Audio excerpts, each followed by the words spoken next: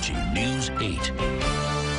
CPA Matt Bryant is back with us this morning. Matt, as always, good to see you. Nice to be here. So our topic this morning is financial tips for singles. Not everyone is married. Not everyone has children.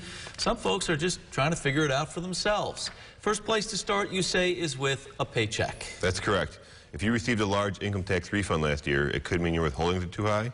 So you might be able to cut those back and increase your take-home pay each week. What can we do with a little more take-home pay? A great idea is an emergency fund, either starting it or contributing to it.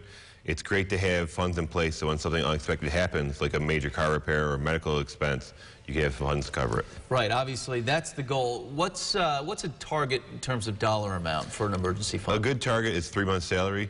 That way, if you get hurt and can't work, you have enough money to live without going into credit card debt. All right, we talk about being unable to work. Nobody wants to think about that scenario, but it can happen. So what steps should we take along those lines? Well, your employer may offer disability insurance, which will help cover your paycheck if you're unable to work. If not, you're able to go out and buy disability insurance on your own. All right, we mentioned disability insurance. We start thinking about medical costs. What would be a smart approach in terms of that? Well, your employer may offer eligible accounts for medical expenses, such as a flexible spending account or a health savings account, an FSA or an HSA. Funds into that are exempt from Social Security tax and income tax. All right, and those tax exemptions lead me to the next question. Other ways to save on taxes that a single might be thinking about? You could also contribute to your retirement fund. Contributions to a 401k plan or an IRA are tax-free when they're put in, grow tax-free, and then you have to pay tax-free or pay tax when you take them out. What's a good amount to think about contributing along those lines? A number of employers offer a match, meaning if you put in money, they'll match it dollar for dollar. So if your employer offers a 3% match and you put in 3% of your own money, the employer will match it with 3%, equaling a total of 6. Okay, so look for that company match.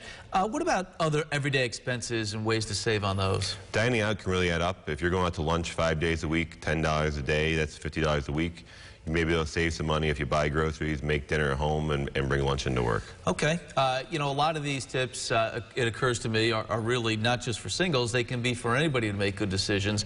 But along the lines of being single and trying to make good financial choices, let's get some final thoughts. Well, a trusted certified public accountant can be a great resource as you work on your financial plan.